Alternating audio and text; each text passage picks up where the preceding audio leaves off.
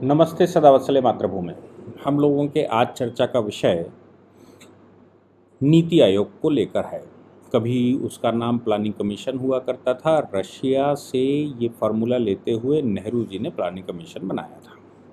Planning commission का chairman सदैव prime minister होता है, क्योंकि नेहरू जी प्राइम मिनिस्टर थे। और जो काम करने वाले व्यक्ति हैं वो सदैव से वाइस चेयरमैन हुआ करते थे।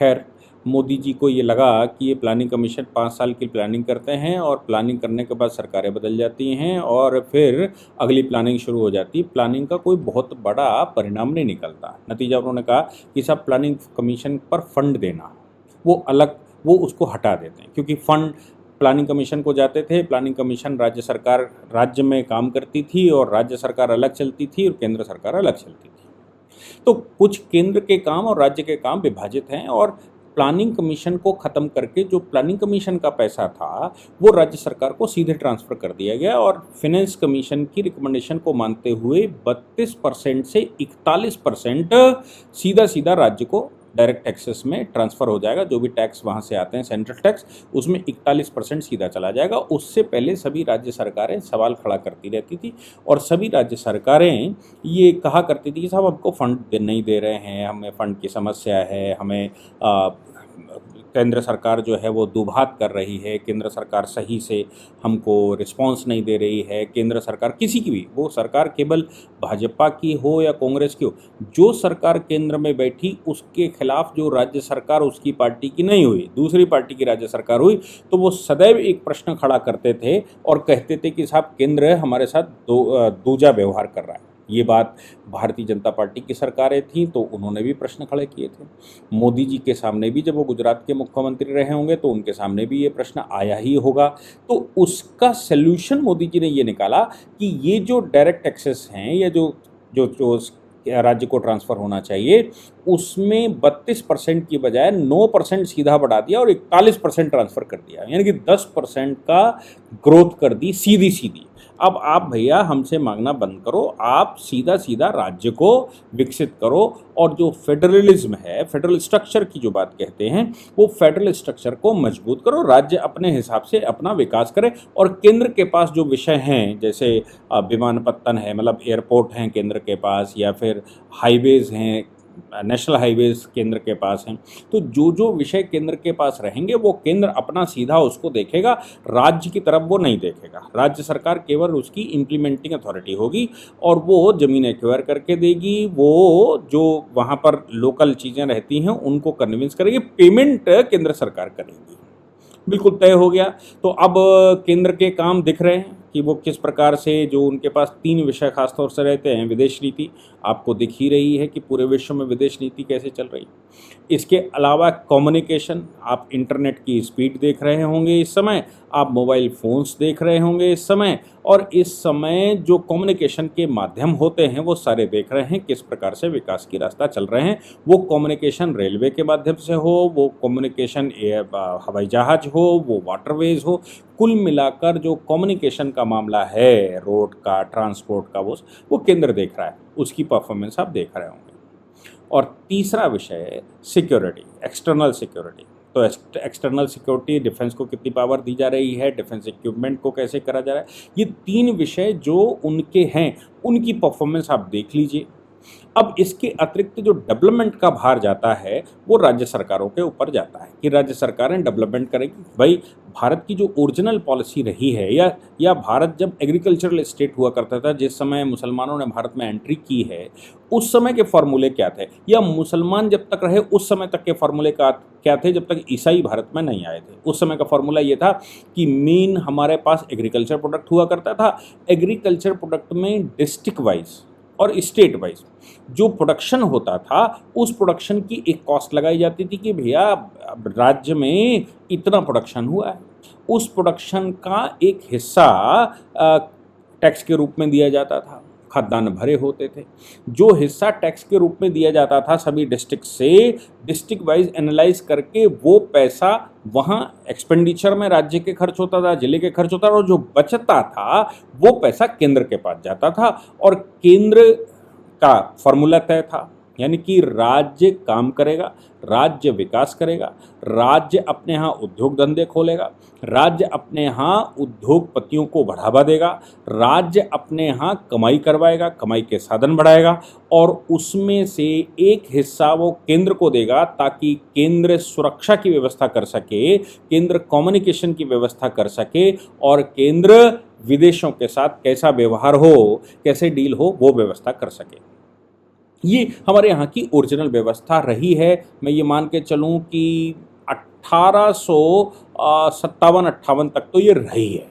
उसके बाद अंग्रेज़ों के द्वारा इंडस्ट्रियलाइजेशन शुरू हो गया और तब भी मेरा मानना है सन 1930-32 में भी यही व्यवस्था थी, क्योंकि गजेटियर जब आप पढ़ेंगे हर 10 वर्ष में हर एक ज़िले का एक गजेटियर आता था। उस गजेटियर में उसका पूरा इतिहास लिखा जाता था। अगर आपको पूरी पॉलिसी जाननी हो किसी भी डिस्ट्रिक्ट के मामले में तो आप उस डिस्ट्रिक्ट के 4-5 गजेटियर रहे होंगे। 1833 से लगभग शुरू हुए गजेटियर, वो गजेटियर रहे होंगे जिन जिन जगहों पर उन्होंने कब्जा कर लिया था और फिर वो आते रहे हैं 1947 तक। मतलब मैं मानूं कि 1940-45 तक वो आते रहे गजेटियर। उनमें पूरा इतिहास होता था उस डिस्ट्रिक्ट का, शुरू के पेजेस में, फिर पीछे का डेवलपमेंट, फाइनेंशियल डेवलपमेंट, वहाँ की आबादी, वहाँ की जो जाति व्यवस्था है, वहाँ की जो एग्रीकल्चरल व्यवस्था है, वहाँ की जो पानी की व्यवस्था, कुल मिलाकर आपको एक डिस्ट्रिक्ट यूनिट की तरह खोल कर देखिए, आपको बिल्कुल साफ नज़र आ जाएगा कि पिछले 2000 साल का इतिहास उस जिले का क्या है। वो ऐसे रिसर्च करके उसका गजेटियर पास करते थे और वो उस गजेटियर के माध्यम से वो बताते थे कि इतना रेवेन्यू आया और इतना रेवेन्यू जमा हो गया। वो फिर केंद्र और राज्य के फॉर्मूले में कहाँ पर उतरता है वो चला जाएगा। नेहरू जी के आने के बाद एक दूसरा काम शुरू हुआ और दूसरा काम ये शुरू हुआ कि भाई जो टैक्सेस जमा हो रहे हैं वो टैक्सेस राज्य के अलग जमा होंगे, केंद्र के लिए अलग जमा होंगे। कुछ सब्जेक्ट केंद्र के रहेंगे जिसका टैक्स वहाँ जमा होगा, जैसे डायरेक्ट टैक्सेस वहाँ जमा होंगे, राज्य के अपने जमा होंगे, केंद्र राज्य को सब्सिडी देगा। अब देखिए पहले क्या हो रहा था कि डिस्ट्रिक्ट से उठते हुए केंद्र के पास जा रहा था, अब केंद्र से राज्य की तरफ जाएगा और राज्य से फिर जिले की तरफ जाएगा और सब कोई खर्च करेगा, कमाने की बात कोई नहीं करेगा। कमाने का काम केवल केंद्र सरकार का और होगा और राज्य सरकारें केवल खर्च करेंगी, सब्सिडी बांटेंगी, पॉलिटिक्स करेंगी और जो कर सकती है वो करेंगी। ये राज्य सरकारें करेंगी और केंद्र सरकार कमाई का साधन ढूंढेगी। अब केंद्र सरकार कमाई का साधन ढूंढेगी तो जो प्रश्न खड़ा होगा, तेल के दाम तो केंद्र सरकार, आलू के दाम तो केंद्र सरकार, भिंडी के दाम तो केंद्र सरकार, अनाज के दाम तो केंद्र सरकार, फला चीज़ें महंगी हो गई तो केंद्र सरकार। हर बात को लेकर केंद्र पर प्रश्न खड़ा करना और राज्य उस पर गुंडागर्दी करेंगे, क्योंकि पुलिस उनके पास है तो वो पुलिस के साथ खेलेंगे। उनकी कमाई की कोई जिम्मेवारी नहीं, उनकी इंडस्ट्रियलाइजेशन की कोई जिम्मेवारी नहीं।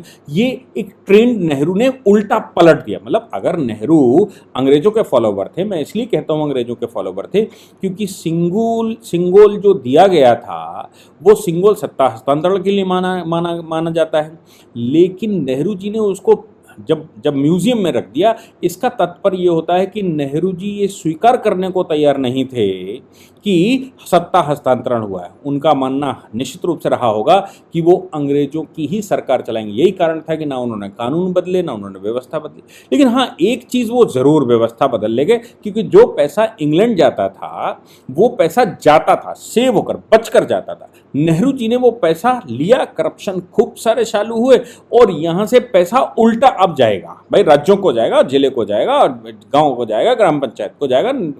वो आए राजीव गांधी बोले ग्राम पंचायत को भी देंगे। उल्टी व्यवस्था शुरू कर दी। बात हो सकती है कि डिफेंस की वजह से रही हो कि केंद्र ज़्यादा सशक्त रहे, हो सकता है इसलिए रहा हो कि कभी युद्ध काल आएगा तो राज्य पैसे देने से मना कर दें, कोई समस्या हो जाए, कुछ और हो जाए। लेकिन जब आप शासन व्यवस्था की बात करते हैं तो ये कोई मना कर नहीं सकता, क्योंकि आपके पास 356 था, आप 356 लगाकर राज्य गिरा देते, सरकार गिरा देते और सीधे फाइनेंस आपके पास आ जाते। लेकिन वो व्यवस्था उन्होंने उल्टी कर दी। इसलिए लोगों के, राज्यों के, जिलों के, जिले का मेयर होता है, जिला पंचायत अध्यक्ष होता है, तालुका अध्यक्ष होते हैं, नीचे ग्राम पंचायत का अध्यक्ष होता है। सबको क्या चाहिए? रेवेन्यू कोई जनरेट नहीं करेगा, सबको पैसे चाहिए। तो हुआ क्या कि अब राज्य का काम डेवलपमेंट करना है, आप राज्य के टैक्स ले रहे हो, ऊपर से 41% सीधा आपको ट्रांसफर हो रहा है, ये लगभग 80% बनता है राज्य के रेवेन्यू का। मैं ऐसे कह रहा हूँ क्योंकि राज्य के अपना जीएसटी है, राज्य का अपना सेल टैक्स है, राज्य के अपने लोकल टैक्सेस हैं, और ऊपर से केंद्र सरकार को केवल वो जीएसटी का एक हिस्सा जाता है और डायरेक्ट टैक्सेस जाते हैं, जो इनकम टैक्स आपकी जनरेट हुई, ये दोनों केंद्र के पास गए। उसमें से भी कॉम्पनसेशन के रूप में, जीएसटी के कॉम्पनसेशन के रूप में केंद्र का जो हिस्सा लगा वो भी राज्य को उसने वापस कर दिया, एक बड़ा हिस्सा, और ये कहा कि तुम्हें जितना लॉस होगा उतना लॉस हम तुम्हारा बियर करेंगे, जीएसटी लागू करो। दूसरी बात, जो डायरेक्ट टैक्सेस जमा हुए उसमें से भी 41% आपको दे दिया, और जो आपके टैक्सेस आप कलेक्शन कर रहे थे वो आपके हो ही रहे थे। कुल मिलाकर राज्य में जो टैक्स कलेक्शन हो रहा है उसका 80% राज्य के पास रुक गया, 20% यानी कि 1/5 केंद्र के पास गया। लेकिन केंद्र की ही डेवलपमेंट की जिम्मेवारी है, राज्य की नहीं। राज्य, जबकि होना क्या चाहिए था, राज्य को डेवलपमेंट करना चाहिए। अब प्लानिंग कमीशन के तहत वो पैसा वापस करने के बजाय उन्होंने सीधा सीधा 10% राज्य को दे दिया कि हर राज्य अपने स्तर पर अपने डेवलपमेंट, अपने यहाँ की परिस्थिति, अपने यहाँ का स्वभाव, अपनी मिट्टी का स्वभाव और अपने यहाँ लोगों का स्वभाव, अपने यहाँ परिस्थिति यानी कि इन्वायरमेंट का स्वभाव देखते हुए अपना विकास करें, अपना काम करें। केंद्र सरकार जो मदद कर सकती है वो करेगी। तो उन्होंने प्लानिंग कमीशन खत्म किया, लेकिन इनके सबके बीच में कोऑर्डिनेशन कैसे हो, इसके लिए नीति आयोग शुरू कर दिया कि भाई अब नीति आयोग होगा। यानी कि केंद्र का डेवलपमेंट, केंद्र का जो पैसा जाता है, राज्य का जो पैसा जाता है, जो म्यूनिसिपैलिटीज का पैसा होता है, इन सब के बीच में कोऑर्डिनेशन कैसे बैठे, इसके लिए नीति आयोग शुरू किया। नीति आयोग जब शुरू किया तो उसकी 8वीं बैठक है। अब नीति आयोग में होता क्या है, नीति आयोग के पास अब फंड नहीं है, फंड सीधे राज्य के पास हैं, लेकिन नीति आयोग ने क्या किया, उन्होंने क्या किया कि इनको फंड देने के बजाय स्पेशलिस्ट एक्सपर्ट्स यहां बैठाएंगे। तो नीति आयोग एक्सपर्ट्स को बिठाता है, एक्सपर्ट रिसर्च करता है राज्य के लिए, राज्य से कोऑर्डिनेट करता है और कोऑर्डिनेट करके राज्य के डेवलपमेंट के मॉडल को सही खड़ा करेंगे और कैसे उसकी इकोनॉमी सही हो, कैसे उसकी इक्वेशन सही हो, और वर्ल्ड लेवल पर, स्टेट लेवल पर और देश के लेवल पर कहाँ क्या कम ज़्यादा झोल हो रहा है उसको सही से कर लिया जाए, ताकि सभी राज्य अपने अपने हिसाब से वो मैनेज कर सकें और अपनी ग्रोथ दिखा सकें।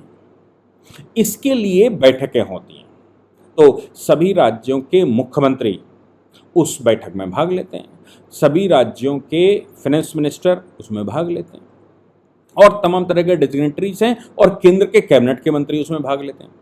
इसके अतिरिक्त नीति आयोग का जो वाइस चेयरमैन है वो एक्सपर्ट्स को लाता है, सब्जेक्ट तय करते हैं, साल में एक बार बैठक होती है, सब्जेक्ट तय होते हैं कि भाई ये सब्जेक्ट, इसमें डिस्कशन होगा और इन सब्जेक्टों पर ट्रेनिंग होगी कि भाई नया ट्रेंड क्या चल रहा है। वो रिसर्च करते हैं, नीति आयोग तमाम तरह की रिसर्च करवाता है कि ट्रेंड क्या होगा, क्या होना चाहिए, क्या रिक्वायरमेंट है, टेक्नोलॉजी कैसी होनी चाहिए, कितनी होनी चाहिए, कैसे चलेंगे, क्योंकि राज्य पॉलिटिक्स करने में अगर लगा रहेगा तो फंड भी उसको ट्रांसफर होगा और कुछ होगा भी नहीं। तो केंद्र के प्राइम मिनिस्टर की अध्यक्षता में उसकी बैठक होती है, उस बैठक में इन सबको बुलाया जाता है, बुलाने के बाद उनको सबको मार्गदर्शित किया जाता है, एक्सपर्ट्स को बुलाकर उनकी स्पीचेस करवाई जाती हैं। प्रधानमंत्री के साथ बैठक होने से पहले तमाम तरह के एक्सपर्ट्स जो विभिन्न विषयों के हैं वो बिठाए जाते हैं। फिर इस बार तो खासतौर से एजेंडा 2047 रखा था, विकसित भारत 2047, और तमाम तरह के ये इश्यूज रखे थे जो कि वीमेन एम्पावरमेंट के लिए, इन्वायरमेंट प्रोग्रेस के लिए और राज्य की एनर्जी डेवलपमेंट के लिए, राज्य में ट्रांसपोर्टेशन डेवलपमेंट के लिए, इन्फ्लेशन रोकने के लिए, या क्या किया जाए, वो एक्सपर्ट्स दुनिया भर के उस पर रिसर्च करते हैं साल भर, और उसके बाद ट्रेंड करते हैं राज्यों को, राज्य की व्यवस्था को, राज्य कैसे सुंदर चले इसके लिए पूरी व्यवस्था की जाती है। इसलिए और वहाँ पर जो राज्य की समस्याएं रहती हैं वो एक्सपर्ट्स के सामने रखते हैं, दूसरों के सामने रखते हैं। कोऑर्डिनेशन एक राज्य का दूसरे राज्य से कैसे हो, केंद्र के साथ राज्य का कोऑर्डिनेशन कैसे हो, ये काम खासतौर से नीति आयोग साल में एक बार करता है। इसके अतिरिक्त अगर किसी राज्य को डायरेक्ट एक्सेस चाहिए तो नीति आयोग के पास संपर्क कर लेता है, लेकिन प्रधानमंत्री उनको इसलिए बुलाते हैं ताकि निश्चित रूप से आकर आप अपनी समस्याओं को सामने रख सकें, केंद्र और राज्य मिलकर उस पर नीति बनाए। केंद्र एक्सपर्ट्स दे, केंद्र अगर कहीं आपको आवश्यकता है तो वो आपकी आवश्यकताओं को पूरी करे, टेक्नोलॉजी की आवश्यकता है वो पूरी करे, वर्ल्ड पे कहाँ से एक्सेस होना है वो पूरा करे, आपको क्या करना चाहिए वो उसके लिए चिंता करे, और कैसे मॉडल खड़ा हो इसके लिए चिंता करे। यानी कि मोदी जी ने जब से नीति आयोग बनाया है तब से उन्होंने नेहरू जी का जो मॉडल था कि केंद्र सब कुछ करेगा और राज्य कुछ नहीं करेगा, उसको थोड़ा वैसा करने की कोशिश की जैसा कि परंपरागत रूप से भारत, जो विकसित भारत था, जो परम वैभव का भारत था गुप्तों के समय पर, वैसा विकास का मॉडल खड़ा हो जाए और राज्य डेवलप करे, सभी राज्य थोड़ा थोड़ा डेवलप करेंगे तो फिर देश डेवलप करेगा। ये कोशिश की। लेकिन अब राजनीति तो राजनीति है। सभी राज्यों ने या तो मुख्यमंत्री आए वहाँ के या फिर उन्होंने रिप्रेजेंटेटिव भेजे। भाई किसी ने कह दिया कि हमारे पहले से आपने तिथि तय की, उससे पहले मेरा कार्यक्रम तय था। किसी ने मेडिकल ग्राउंड पर कह दिया गहलोत ने कि भाई मैं बीमार हूँ, मैं नहीं आ सकता। जेन्युइन कारण हो सकता है, बीमार है नहीं आ सकते। ममता बनर्जी ने भी कोई कारण दिया कि मैं पहले से इंगेज्ड हूँ, इसलिए मैं अपना रिप्रेजेंटेटिव भेजती हूँ अपनी तरफ से, सरकार की तरफ से कोई ना कोई आएगा राज्य में। तो हर राज्य ने अपना कोई ना कोई बंदा भेजा और कुल मिलाकर जो जो वो है कि जो काम है वो हो सके। मैं इस बात से सहमत हूँ कि भाई हो सकता है। तमिलनाडु के मुख्यमंत्री विदेश गए हुए हैं, जा सकते हैं। किसी मुख्यमंत्री ने कहा कि भाई मैं पहले से इंगेज हूँ, हो सकते हैं। कोई बीमार है, कोई कुछ है, कोई कुछ है। ऐसे 8 मुख्यमंत्रियों की बात आई। लेकिन एक अर्ध मुख्यमंत्री और एक फुल मुख्यमंत्री जो एक पार्टिकुलर विशेष जाति के हैं, यानी कि विशेष पार्टी जो अपने आप को एक नई प्रजाति बताती है, वो विशेष प्रजाति के लोग वो नहीं आए, बल्कि उन्होंने चिट्ठी लिखी और चिट्ठी में प्रधानमंत्री जी को लिखा कि आप ये जो कर रहे हो विकास का मॉडल, ये एक मजाक है, आप मजाक कर रहे हैं। ऐसा बुलाकर, ऐसा बिठाकर आप मजाक कर रहे हैं देश के साथ। आप सोचिए, नीति आयोग की बैठक प्राइम मिनिस्टर ना भी जाएं तो नहीं होनी चाहिए क्या? प्राइम मिनिस्टर नहीं जा सकते?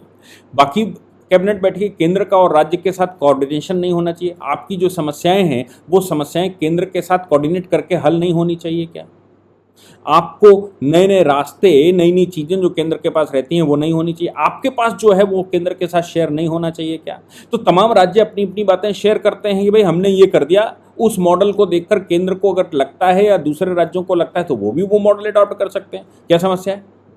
लेकिन दिल्ली के मुख्यमंत्री, अर्ध मुख्यमंत्री ने लिखा कि आप तो मजाक कर रहे हैं, आप फेडरल कॉपरेशन की जगह फेडरलिज्म को आप मजाक पूर्वक चला रहे हैं। ये डेवलपमेंट का जो आपका मॉडल है, जो आप बता रहे हो, ये एक मजाक है। आप सोचिए कि ये मजाक है। किस लिए मजाक है? क्योंकि केंद्र ने अधिकारियों के ट्रांसफ़र पोस्टिंग का अधिकार नहीं दिया, क्योंकि दिल्ली राजधानी है और दुनिया भर का व्यक्ति वहाँ पर रहता है, उसकी सुरक्षा की जिम्मेवारी केंद्र की रहती है। इसलिए केंद्रीय अधिकारी, यानी कि केंद्रीय कैडर के अधिकारी वहाँ पर नौकरी करते हैं। जो आईएएस अफसर रहते हैं, बाकी अफसर रहते हैं, वो वहाँ पर काम करते हैं। उनकी ट्रांसफ़र पोस्टिंग केंद्र करेगा। बाकी स्टेट कैडर का जो भी अधिकारी है, यानी कि राज्य कैडर का जो पीसीएस अधिकारी है, उसकी खुली छूट है, वो सब आप करिए। What was wrong in that?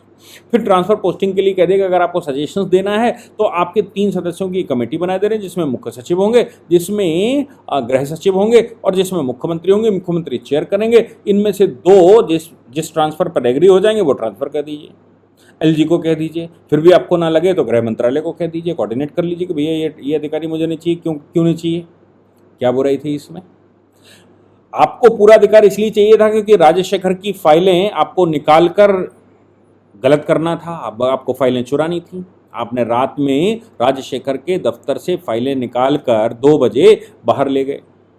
केंद्र का फैसला सही नहीं था क्या? आपके विजिलेंस में फंसी हुई हैं आपकी बहुत सारी फाइलें। आपका शराब घोटाला, आपका शीश महल का घोटाला, आपका ये एजुकेशन का घोटाला, आपका पानी का घोटाला, सब्सिडी का घोटाला, ये बहुत सारी चीज़ों की फाइलें चल रही हैं। ये सब फाइलें विजिलेंस के पास थी। इसलिए आपने पहले दिन भी कहा कि विजिलेंस हमारे हाथ में आ जाएगी, और फिर आपने विजिलेंस के ऑफिस में जैसे ही सुप्रीम कोर्ट का जजमेंट आया वैसे ही उस ऑफिस में घुसपैठ कर दी रात को और फाइलें निकाल कर ले गए। दूसरे मुख्यमंत्री आते हैं पंजाब से। भाई उनके पास क्या आर्गुमेंट, इनका तो चलो ये हो गया कि आपने ऑर्डर कर दिया था और आपने ये ऑर्डिनेंस जारी कर दिया था, लेकिन उनका क्या इशू है? उनका इशू समझिए, वो कह रहे हैं कि मैंने विलेज डेवलपमेंट के लिए, रूरल डेवलपमेंट के लिए पिछले नीति आयोग की बैठक में प्रधानमंत्री जी से फंड मांगे थे, मुझे फंड नहीं मिले। किस लिए फंड मालूम है? जब उनसे पूछा गया था कि भाई केजरीवाल से पूछा गया कि ये जो फंड की बात आप कर रहे हो, पंजाब पहले ही बहुत घाटे में चल रहा है और पंजाब और ज़्यादा ये सब्सिडियां देगा तो वो बियर कहाँ से करेगा? तो केजरीवाल ने कहा था वो हमारा और केंद्र का झगड़ा है, जनता को क्या, जनता एंजॉय करे। इस पर, इसको देखते हुए केंद्र से वो पैसा मांग रहे थे कि हमें पैसा दो, जनता को बांटेंगे।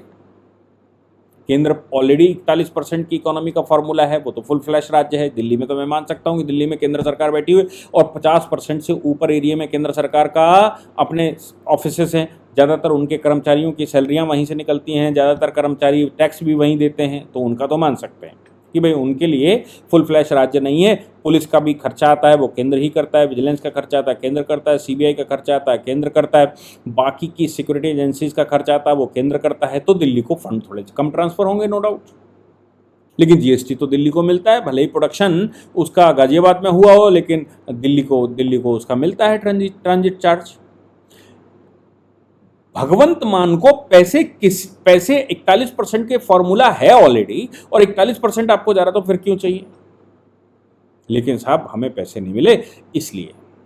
अब आप बताइए, डेवलपमेंट, आप पैसा पैदा करने की जुगाड़ ढूंढ रहे हैं या नहीं ढूंढ रहे हैं? या फिर आप तेलंगाना में बैठकर केंद्र सरकार को कैसे नो कॉन्फिडेंस मोशन में लाया जाए, 2024 के चुनाव के आप नेता कैसे बन जाएं, आप केंद्र सरकार को नीचा कैसे दिखा लें, आप दिल्ली को राष्ट्रीय राजधानी को अपने कब्जे में कैसे ले लें, आप जो दिल्ली राजधानी है उस राजधानी पर कैसे शासन कर लें, इन सब जुगाड़ों में लगे हुए हैं।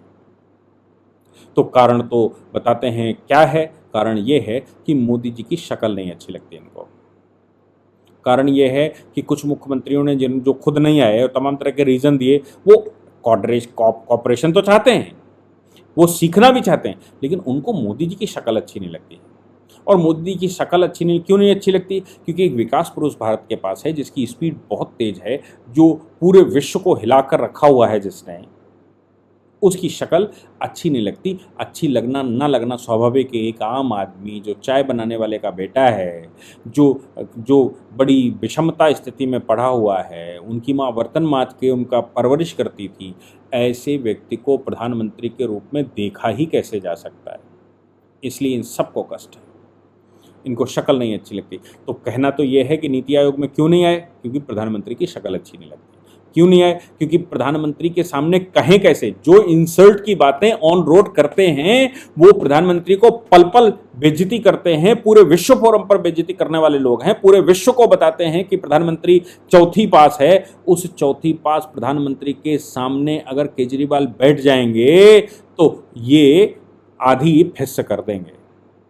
ये जो कम्बोर्ड लगा के रखे हैं ना पिछवाड़े में, ठंडा और गर्म पानी मिले, एसी कंट्रोल हो बाथरूम में, ये सब फिस हो जाएंगे उनके सामने, क्योंकि वो देव पुरुष हैं, ईश्वर की कृपा है। इसलिए सामने ही नहीं पड़ेंगे ताकि बाली शक्ति खींच सके। बाली की खास बात ये थी कि जो उनसे लड़ने आता था, जो सामने आता था, उसकी शक्ति खींच लेते थे। प्रधानमंत्री जी में भी ये खास बात है कि जो उनसे लड़ना चाहता है उसकी शक्ति खींच लेते हैं, वो शक्ति विहीन हो जाता है।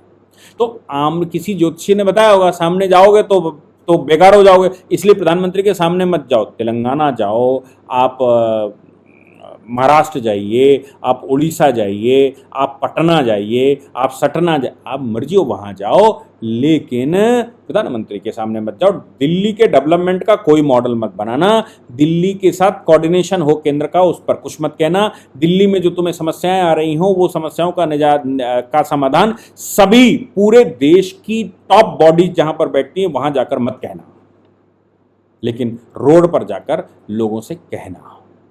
कैसे सोल्यूशन निकलेगा? आप हवाई जहाज में बैठे बगैर नीचे से चिल्लाओगे, हवाई जहाज में उड़ोगे कैसे, कैसे दूसरे स्थान पर जाओगे, कैसे डेवलपमेंट करोगे? वो शक्ल अच्छी नहीं लगती साहब। तो मोदी के साथ न आने का जो मुख्य कारण है, वो वजह तो इनका मानना है खुद मोदी जी ही हैं। मोदी जी हट जाएं तो ये सब कर लेंगे। संसद के उद्घाटन में भी नहीं जाना क्योंकि मोदी जी कर रहे हैं। इनको संसद में नहीं घुसना चाहिए क्योंकि मोदी जी प्रधानमंत्री बन गए। अरे भैया, आपके तो राष्ट्रपति सबकी हैं तो प्रधानमंत्री सबके नहीं हैं क्या? लेकिन इनको वो मॉडल समझ में नहीं आता, इसलिए ये प्रधानमंत्री की शक्ल न देखने का प्रण लेते हुए डेवलपमेंट समझ में नहीं आता। जनता को बरगलाना तो समझ में आता, जनता का विश्वास काम करके हासिल करना नहीं आता, बांटना आता है, पैदा करना नहीं आता। जय हिंद, जय भारत, वंदे मातरम।